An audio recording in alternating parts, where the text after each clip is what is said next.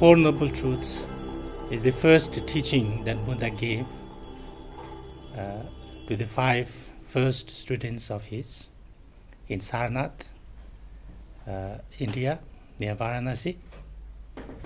And that's also the main teaching of Buddhism. Basically, the Four Noble Truths is about how to free oneself from suffering. Because it's understood that man wish for every sentient beings is to free oneself from all kinds of suffering, pain, and dissatisfaction. The first noble truth is the noble truth of suffering, which is the problem.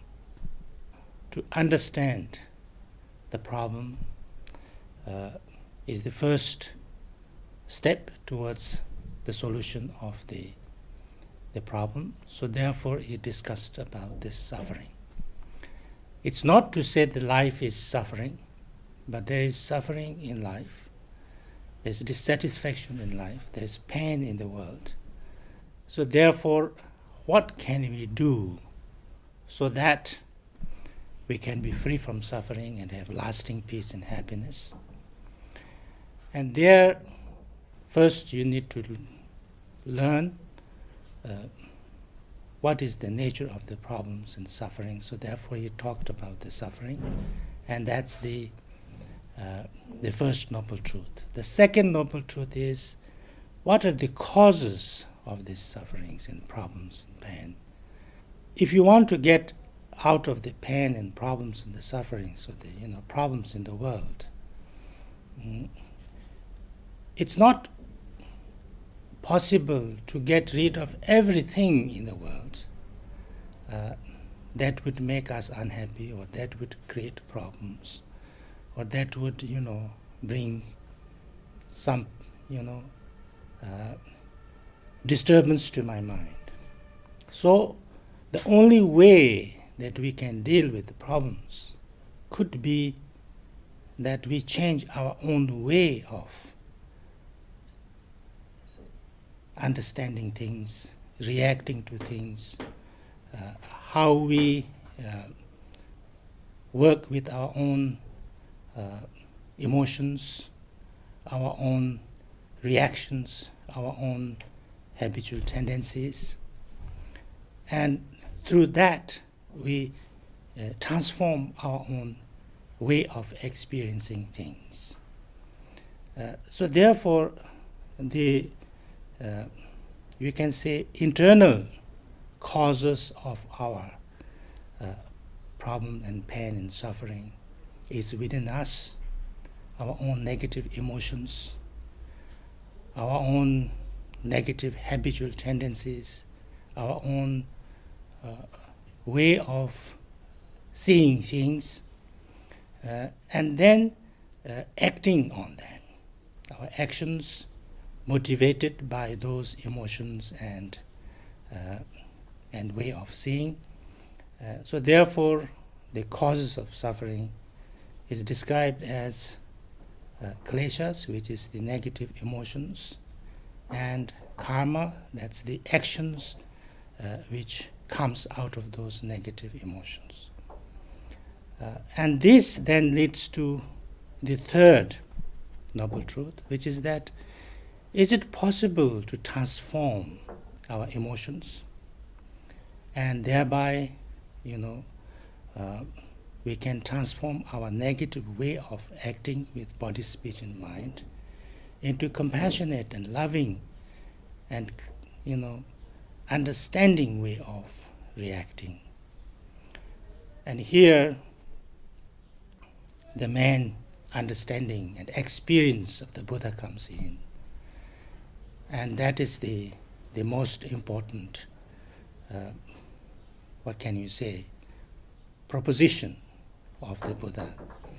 That when a person learns how to act with compassion and wisdom instead of negative emotions and negative habitual tendencies, then one can experience in a different way, with kindness, with peace, with joy, because that's our primordial state of our basic consciousness. And so therefore, when one can transform our negative emotions and way of reacting in a positive way, with compassion, with love, and with understanding, what we call sometimes wisdom, then it is possible to change our way of saying things, our way of reacting to things, and bring a true and genuine peace and joy and satisfaction in ourselves. And therefore, it's not something that only one person can do, but something that every being, every human being at least, can do. So therefore, this is the third noble truth, which is the cessation of suffering. And once you find that possibility, then there must be a way, there must be a method of training oneself to work on this, how to develop our positive way of being, our compassion, kindness, and our wisdom. And this is the path, the last noble truth, the path. And here Buddha recommended first the 8 noble paths. And it starts with right view, which is on how to look at things, how to see things in a clear and right way. How to dispel our confusion, ignorance, and look at things with reason, without any kind of confusions and ignorance. And then, if we have this view a little bit more clearer, develop and learn, and slowly kind of develop this view, then we work on the right conduct of body, speech, and mind. And these 3 things are what we call as right thoughts, right speech, and right action. And work on how to act with our body, speech, and mind in a positive way.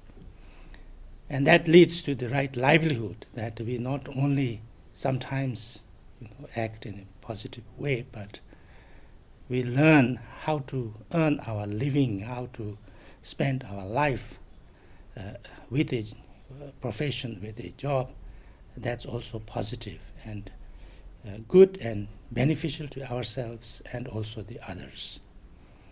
And then this leads to 2 most important things, right effort and right mindfulness.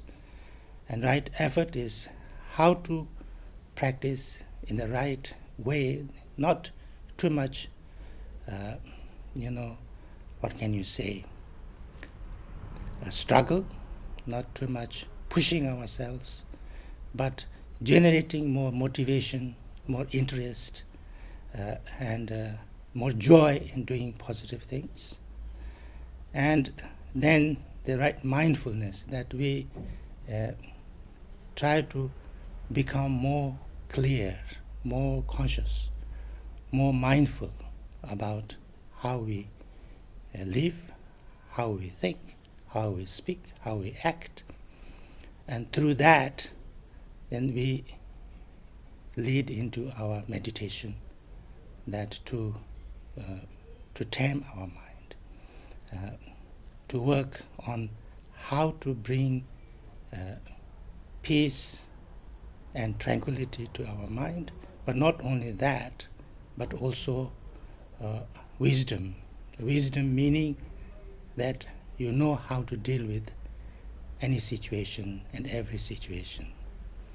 And when we can do these 8 things, work on these 8 things and become a little bit better, then it's understood that we can have a more peaceful, more joyful, and more purposeful life for ourselves, and can also be more useful and more beneficial to the others.